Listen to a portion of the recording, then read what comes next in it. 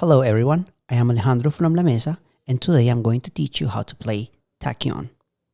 Takyon is a game set centuries in the future where humanity is experiencing a terrible environmental crisis and has had to relocate to a small planet called Nova Terra.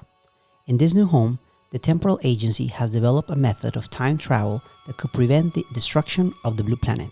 However, it is necessary for a group of intrepid adventurers to intervene in historical moments in very specific ways and thus change the timeline, and with it, the destiny of our planet. In Takyon, players must complete missions and solve time paradoxes that occur as a consequence of alterations created within the timeline.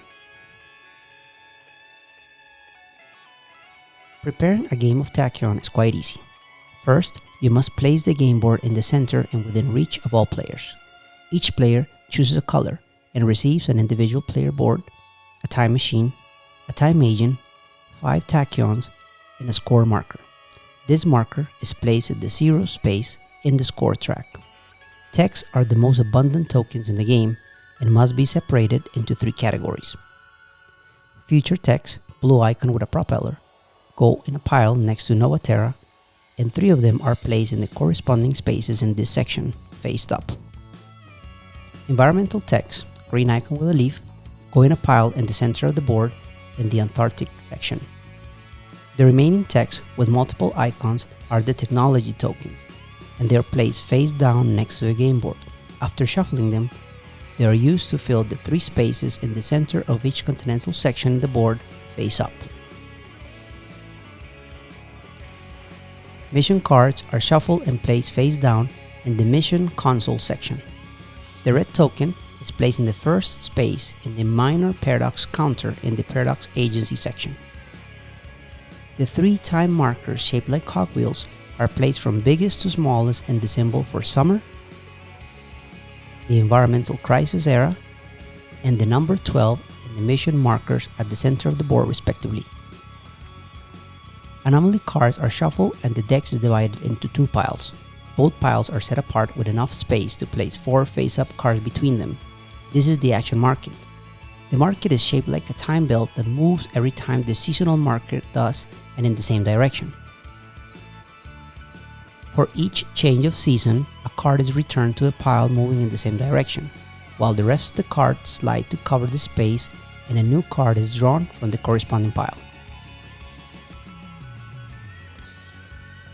The first player could be the last person who has seen a movie about time traveling.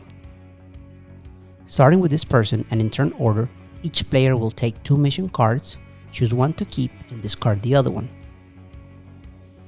Then they will place their time agent at one of the empty landing spaces in a continent of their choice as the starting position. With all this in place, we are ready to begin. The purpose of Takyon is to complete missions to save the Earth from its imminent destruction and thus collect points. Before moving forward, you must explain mission cards so you can get used to them. Each mission card has the following information: an illustration and text explaining the mission as such. On the right side, you can see the requirements to complete the mission, as well as the points you receive from doing it. It is important to keep in mind that in order to complete the mission, you only need to complete the first requirement from the list, and if you decide to complete the other 2 objectives, it is only to receive extra points.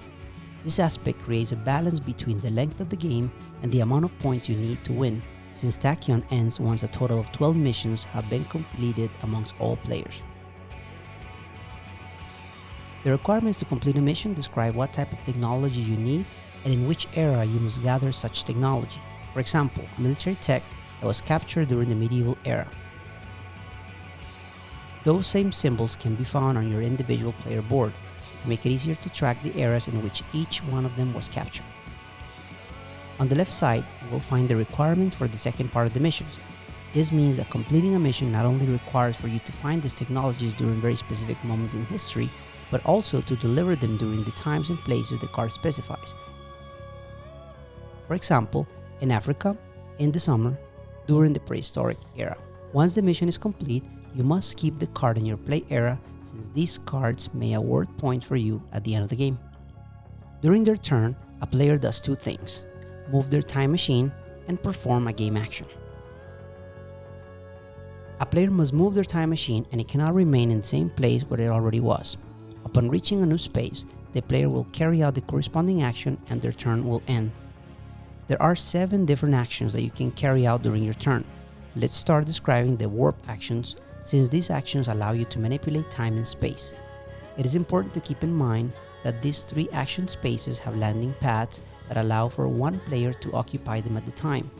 If another player wants to carry out this action but the landing pad is occupied, then they must place their time machine on the secondary staging area next to the landing pad, and also they must pay a tachyon to the player occupying the pad. There are 3 warp actions: black hole, low gravity, and wormhole. The black hole action allows a player to travel into the past and thus move the time marker showing the era and season counterclockwise. The player must move the marker 1 space minimum and 2 maximum in any combination of markers, and they also have the option to play in 1 tachyon to the reserve to make 1 extra movement. After that, the player may move their agent to a continent adjacent to their current position. If the landing area of said continent is occupied by another player, then they must pay a tachyon and place their agent outside of the occupied spot. To end their action, the player may take an available face-up tech at their location. The low gravity action allows the player to travel to the future and thus move the time marker showing the era and season clockwise, using the same movement rules that we explained previously.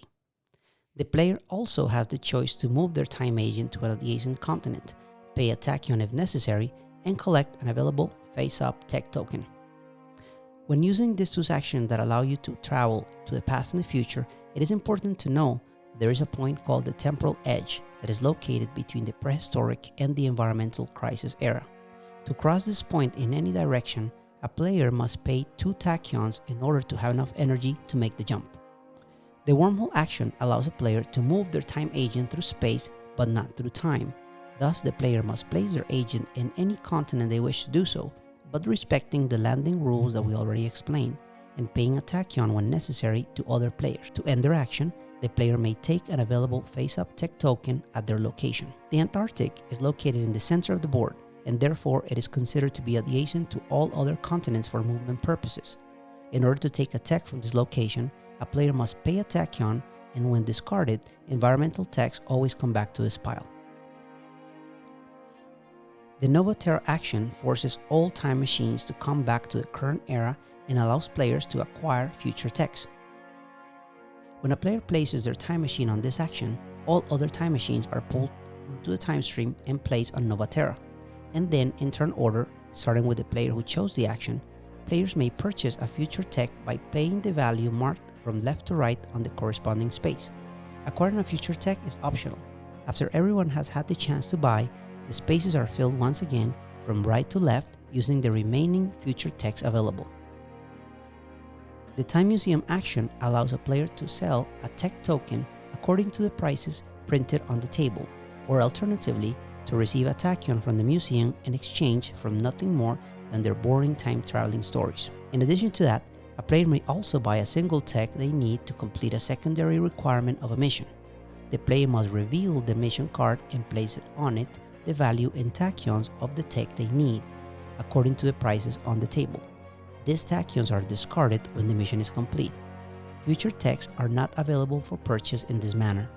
The mission console action allows a player to receive new missions by paying a tachyon and then drawing 2 cards. The player must keep 1 card and discard the other one. There is no limit of mission cards a player may hold in their possession. However, there is an interesting variant of the game in which points are deducted at the end of the game for missions that weren't completed. Before explaining the last available action, we have to talk about time paradoxes. Paradoxes are the result of time and space manipulation caused by the players as the game advances. There are major and minor time paradoxes. Minor time paradoxes occur every time the techs in a continent run out. Whenever this happens, you simply add 3 new techs face up to fill the empty spaces and then advance 1 space counterclockwise on the paradox tracker at the paradox agency. Major time paradoxes occur every time a player completes a mission, or when the paradox tracker at the agency returns back to its original position after 3 minor paradoxes have occurred.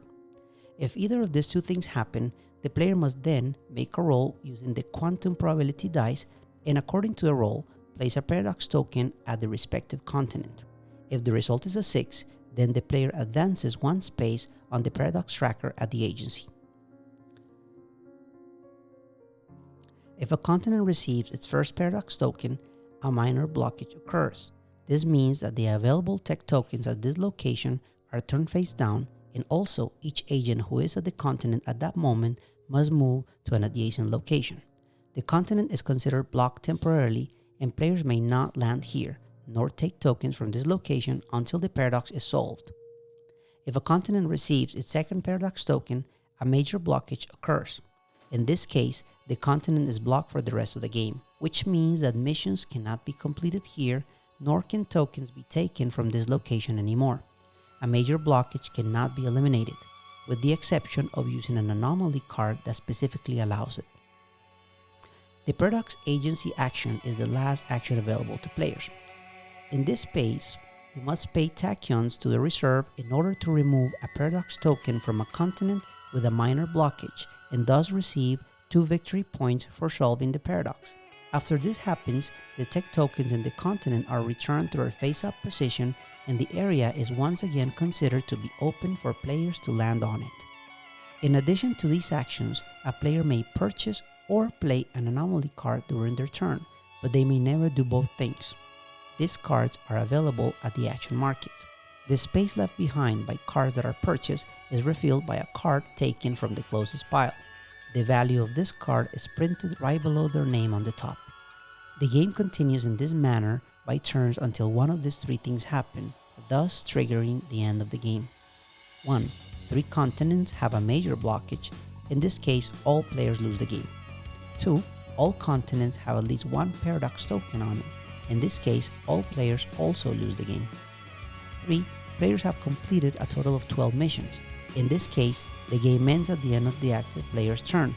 On top of the points awarded by missions, players also receive the following points: 5 points for each future tech on their player board, 2 points for each environmental tech on their player's board, 1 point for each completed mission card belonging to a continent without a major blockage, 2 points for each completed mission in different continents, to a maximum of 10 points. The player with the most points is the winner. In the case of a tie, the player with more Takyons is the winner. If the tie persists, the winner is whomever has more techs on their player board. In the unlikely event that a tie remains, we can deduce that an unavoidable implosion of the universe grants the victory to all players tied in order to share it. And that's how you play Takyon.